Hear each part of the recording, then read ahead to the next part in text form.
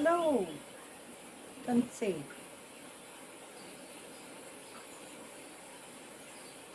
and welcome to another reading of Searching for the Little Green Valley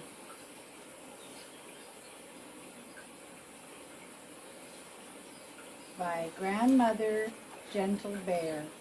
And this is the continuing story from Book 1, This Canoe is Heavy, also written by Grandmother Gentle Bear. And as you can see, we have some traditional country food. Some of it's in the book. We've got our sage bundles, cedar, lavender, and sweet grasses.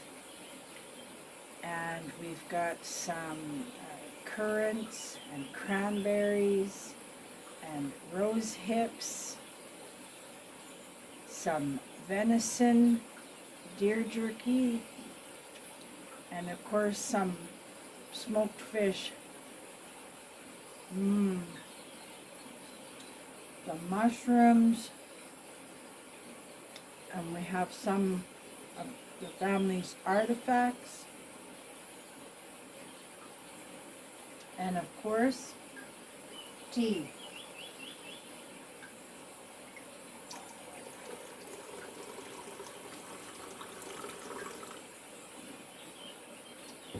Hot tea.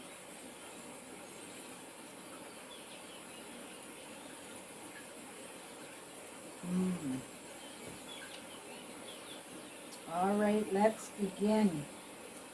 We last left off, we were at chapter 10 and a half. And it was just the way I wanted to divide the chapters and let them run together.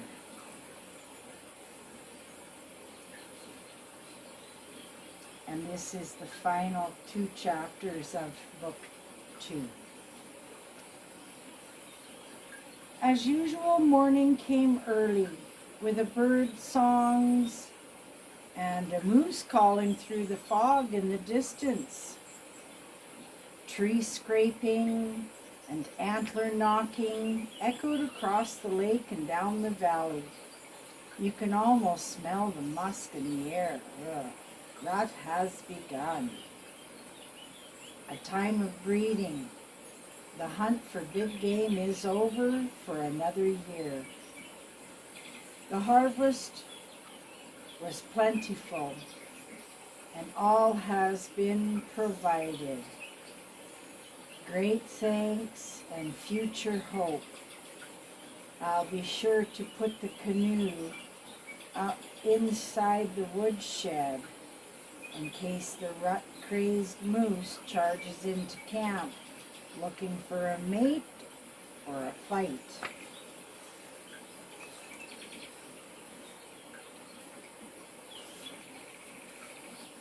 I spent the day around camp stacking extra wood in piles between the trees like a sturdy log fence.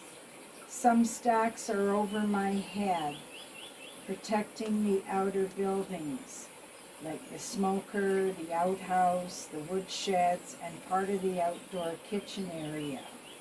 It's almost fortified, and it'll help keep some snowdrifts back once winter comes. I've heard when rut-crazed moose or elk get sparring, they can tear up a bush camp in no time. And let's hope they don't get too close to this camp.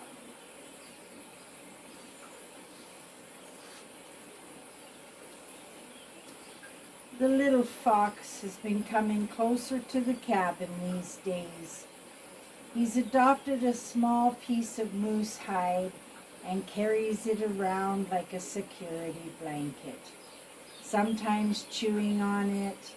Sometimes he lays on it for a while and then chews on it some more. He's a bit wonky and funny to watch, but I always remember he's a wild animal and to keep my distance. He's part of our little sanctuary, like a little protector, alarm system. I will miss him when he moves on. But if his wounded leg doesn't heal properly, he could become a permanent neighbor, and that's okay. I've grown to love him and his funny ways. Just like the stellar jay and all his beautiful blues, a mating pair and their 3 young'uns has made Le Forêt their home. Regular daily visits, sometimes 1 or 2 at a time, and other times they all come at once, singing a chorus of caws and clicks, and even imitating other birds with fancy whistles and chirps. They love attention. Sometimes I try to ignore them, but watch their antics from the corner of my eyes. Other times I just stop what I'm doing, make a cup of tea, rest in my big wooden chair, and watch and listen and give them their attention. It's glorious.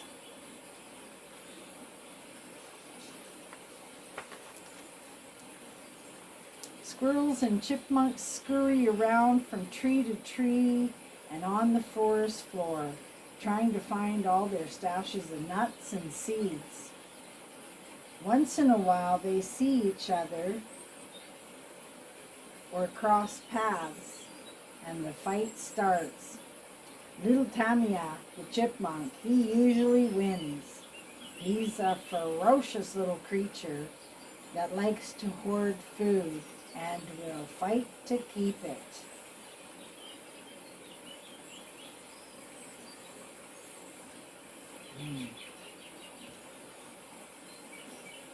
But many of their stashes have already been raided by the Steller's jay, the crow, and other squirrels and mice. Some nuts and seeds are never found and become trees and wild vegetation, building forests, meadows, and grasslands by happy accident.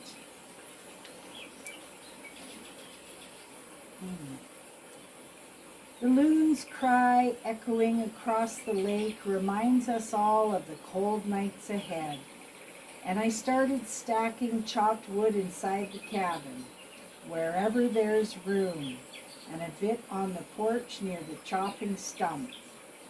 I work at it over in my head several times each week, count the days until spring, how many meals it will get me there, count on not getting much fresh food, but a blessing if I do. A hot beverage or hot soup does wonders through the winter months, and there will be plenty of cabin time to experiment with some soup recipes, broth, and different teas. And of course a bit of green bannock to sop it all up with.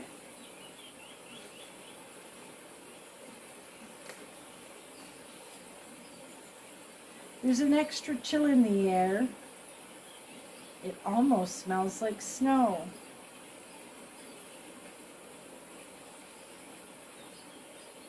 I woke to almost a foot of snow this morning. It came early, and it's already melting in the morning sun. Everything is covered in a clean white blanket, bright and new. The air is cold, crisp, and clean. A few deep breaths, stretching, and my body is accepting the cold. It's here. Winter. Well, a taste of what's to come. And I surprise myself with feelings of excitement for a new season. No panic or fear, just excitement. Most of the snow melted before noon. It stayed cold even though the sun was shining. Usually clouds will keep in the warmth until the sun breaks through and allows the cold in.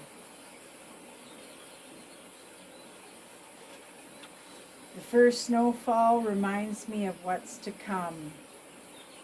Ready or not, each season arrives when the time is right, and the forest needs to rest and sleep.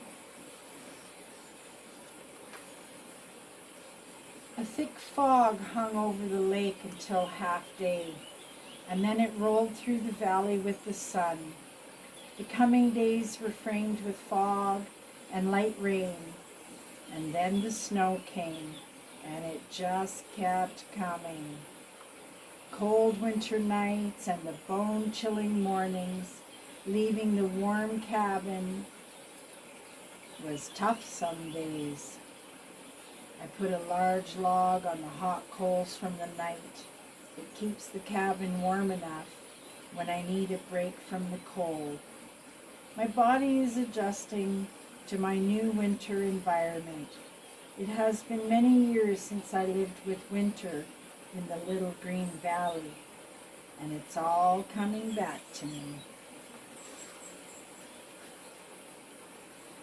Big fur-lined coat and rugged heavy boots. My feet are fighting the boots, and I'll be using moccasins and leggings when I can. Practical for the bush and warm. The big boots are great for clearing the paths along with making a makeshift shovel, but they're clumsy and heavy. The lake is beginning to freeze over. A bit of open water out towards the middle, not safe to walk on. It will be a while before I can go out on the lake, on the ice. I learned the hard way many years ago when I fell through the ice in a shallow, slow-flowing lake. A bit of hypothermia makes you more cautious. And the loss of family and loved ones that fell out of sight and through the ice and gone. I'll take more care on the ice. I was lucky this winter with a fire already aflame in a makeshift wigwam shelter. After I climbed out of the water, soaked, frozen, dazed, and shivering to the point of death, I staggered inside and took off the now frozen and stiff clothes and sat close to the fire for a long while. The clothes were starting to unthaw, and I hung them up. I warmed some moose meat soup. My head was pounding, and I kept reliving it all. Many people who live on the land and the water have their lives taken, usually from thin ice and fast-flowing water. They get trapped under the ice and drown, and they might not be found until the coming spring. Always listen to your elders. They know. They've already lived it. Experience doesn't have to be painful if you remember your teachings and lessons and apply them to your everyday life.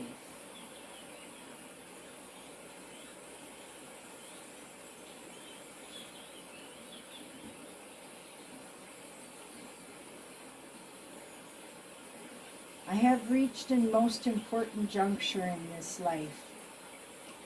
To retreat into the woods, the mountains, and the lakes. And thin ice will not ruin me because I've learned life is too short for needless risks. I'll start on the sled tomorrow, a small sled to take me through the bush for checking on snares and eventually for ice fishing gear and bringing wood closer to the cabin. My old snowshoes need some repairs. They'll be well used when I'm pulling the sled around in deep snow. My animal friends have all adjusted to this new landscape. The birds are busier than ever. They know what they're doing. I'm the one slightly unsure and cautious. I don't go far from the cabin these days. Everything I need is here or close by. It's important to not get injured, but it's also important to explore the area where you live and see what each season brings to those areas. My eyesight has dimmed a bit, so I'm thankful for the binoculars that allow me to watch the animals from afar. It's nearing midwinter and the air is still and crisp, averaging about minus 20 degrees Celsius and as cold as minus 30 when the winds pick up. It's not as cold as you think. It's a cold that lets you feel alive. The food stores have held out, and I harvest rabbit now and again, and then I'm thriving on a variety of food stores that were taught to me as a child and well into my adulthood. There are days when I hear the drums across the frozen lake, like the beat that comes from the heart. I feel that I have the ancestors' approval and acceptance. No matter what year it is, I'm trying to live with some of the old ways, the old knowledge, and it feels right to reconnect with nature. So far, it's been a great year of discovery and recovery, and less than a year later, and all I was taught since childhood has come back to me in a flood of good memories. And I also remember that some memories come from DNA. My health has completely changed. I even feel younger and more energetic, getting away from all the pollution, air pollution, noise pollution, and the never-ending hum and buzz of electricity. The noise never stops. People are unhappy. Most people are angry. No time for each other. I'm afraid people have lost their way. They've lost their minds and their souls too.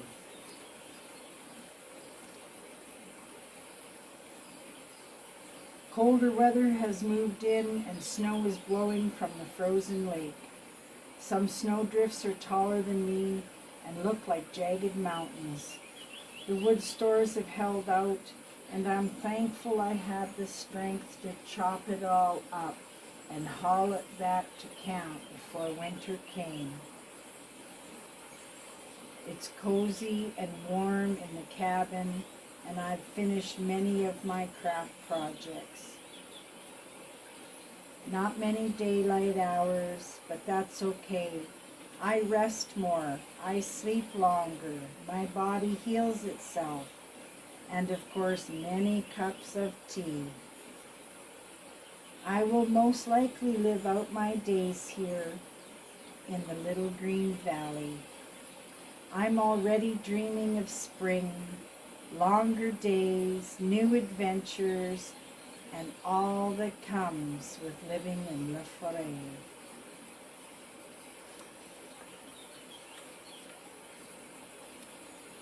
Well, that is the end of Book 2, Searching for the Little Green Valley. I've really enjoyed these stories, and I hope you have too. The continued story will be in the final book, Book 3, and we'll begin reading that next week.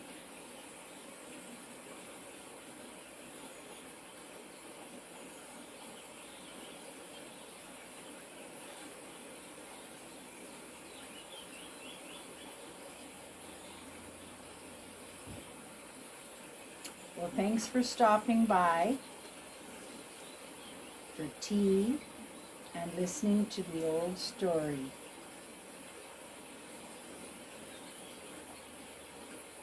Remember to like, subscribe, and share to keep this little channel going. And remember to leave a comment. Maybe you have a story too. And maybe I'll read those comments or stories on one of my videos. You notice some of the art, the bear, the fox, the lynx, the guitar art. This is all done one of a kind, hand painted, and you'll find a link to that artist in the comments below. And I'm really enjoying these stories. It'll be exciting to see where book 3 ends up.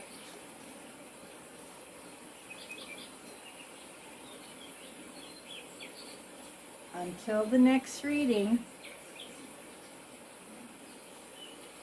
as always, be kind to nature